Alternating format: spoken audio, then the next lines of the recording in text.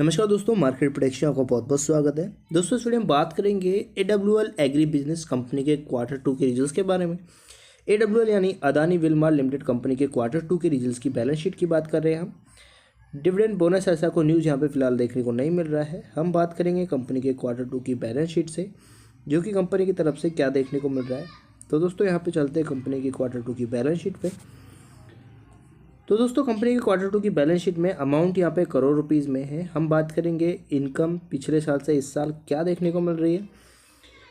Total income revenue from operation other income को जोड़ के बनती है, जो कि इस प्रकार है। पिछले क्वार्टर में अगर आप इनकम की बात करें, पिछले साल के Q2 के अंदर 14,552 करोड़ के आसपास टोटल इनकम थी। चलिए डायरेक्ट बढ़कर यहाँ पे इस बार 17,525 करोड़ जाते हुए देखने को मिल रही है।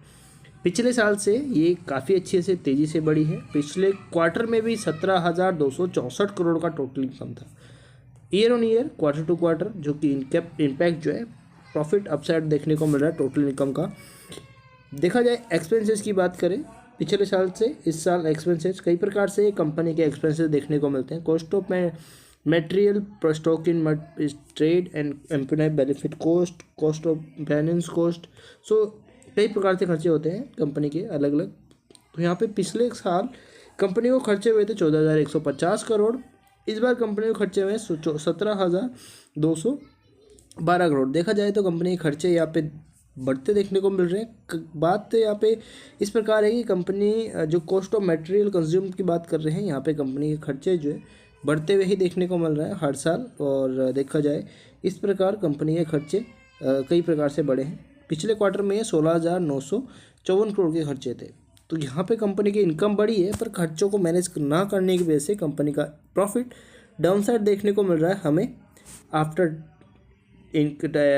एक्सपेंसेस। सो हम बात करते हैं कंपनी के प्रॉफिट को लेकर। For the period profit, company का प्रॉफिट क्या निकल रहा है। पिछले साल कंपनी का जो प्रॉफिट अगर आप देखें तो वो 311 करोड़ का था। इस बार ये 244 करोड़ का प्रॉफिट रह गया है। पिछले क्वार्टर में 237 करोड़ का प्रॉफिट था। तो ईयर ऑन ईयर पे कंपनी का प्रॉफिट डाउन साइड है। पिछले क्वार्टर से ही इस क्वार्टर में बढ़ता हुआ देखने को मिल रहा है।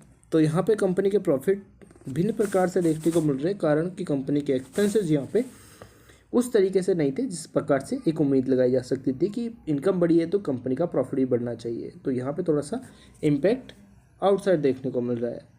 एक्सपेंसेस की EPS की बात करें, एक फेस वैल्यू के हिसाब से EPS जो है पिछले साल था 2.3 के आसपास, ये गिरकर हो गया है 1.8।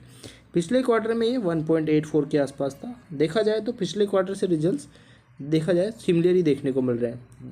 236 करोड़ का profit, comprehensive profit for the period 236 crore का प्रॉफिट इस साल देखने को मिल रहा है। पिछले क्वार्टर में ये 310 करोड़ का प्रॉफिट था। Year on year quarter to quarter profit different side है।